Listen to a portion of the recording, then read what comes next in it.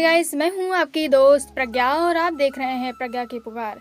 हर रोज़ की तरह लेकर के आई हूँ आपके लिए एक मोटिवेशनल स्टोरी जो मैं आपको हर रोज़ सुनाती हूँ। उम्मीद करती हूँ कि इस स्टोरी से आपको कुछ ना कुछ सीख ज़रूर मिलती होगी। तो चलिए, आज मैं स्टोरी लेकर के आई हूँ मनुष्य की कीमत को लेकर के कि मनुष्य की कीमत क्या होती है।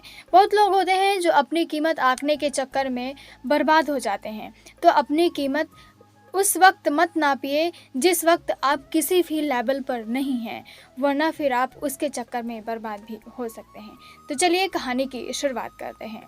दोस्तों, कहानी इस प्रकार है कि एक बार एक औरव नाम का लड़का जो होता है वो काम करता है।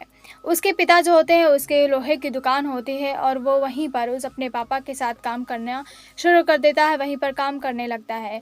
और एक बार वो उसके मन में ख्याल आता है कि क्यों न मैं पापा से पूछता हूँ कि पापा, मनुष्य की कीमत क्या होती है। अगर मनुष्य की कीमत ज़्यादा होती है तो फिर मनुष्य कोई गरीब और कोई अमीर क्यों होता है। तो फिर वो अपने पापा से ये क्वेश्चन उसके जहन में घूम रहा होता है, लेकिन उसके बाद सोचता है कि क्यों ना मैं ये क्वेश्चन अपने पापा से पूछता हूँ। 2-3 दिन बाद फिर धीरे धीरे कॉन्फिडेंट उसने बढ़ाया और अपने पापा से एक दिन वो बैठे हुए थे, काम कर रहे थे अपना। एक दिन उसने धैर्य बांध करके अपना कॉन्फिडेंट एकदम क्लियर करके उसने अपने पापा से पूछ लिया कि पापा, एक बात आपसे पूछें। पापा ने बोला, जी बेटा पूछिए, क्या बात है। आप समझ में नहीं आ रहा, 2-3 दिन से हम भी आपको देख रहे हैं कि आप परेशान लग रहे हैं, क्यों, ऐसा क्यों है। तो उसने कहा, पापा मैं आपसे एक क्वेश्चन पूछना चाहता हूँ। उसने कहा कि पापा अच्छा ये बताइए कि मनुष्य की कीमत क्या होती है।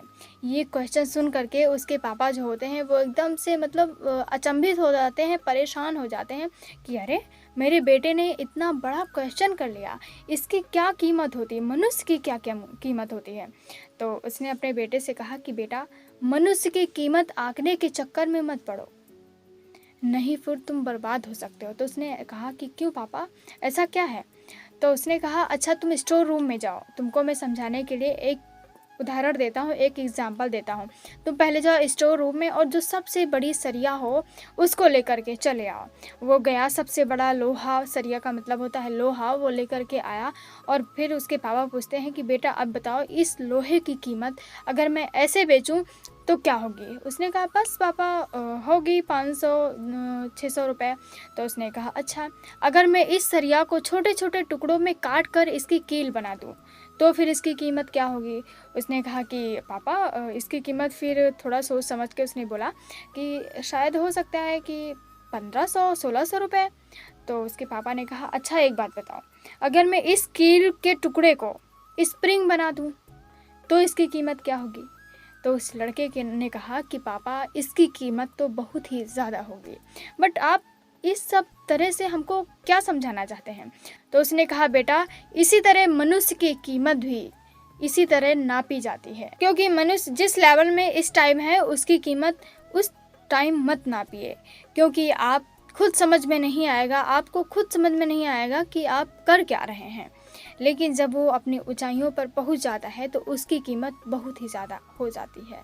जिस तरह लोग गरीबी में साथ नहीं देते, अगर उसी गरीब आदमी के पास पैसा हो जाए तो लोग जो उसको ठुकराते थे वो भी उसके पास जाने लगते हैं। दोस्तों, आपको इस स्टोरी से क्या समझ में आया, क्या सीख मिली, हमको ज़रूर बताइएगा।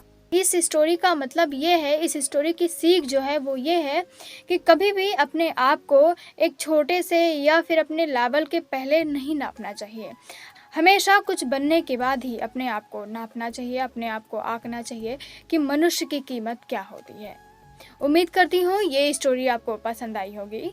लास्ट में मैं आपसे सिर्फ और सिर्फ यही कहूँगी जो हर रोज़ कहती हूँ, ऊपर वाले के आशीर्वाद के साथ, कि कुछ ऐसा करो अपने दिमाग से जो दुनिया सीखना चाहे आपसे।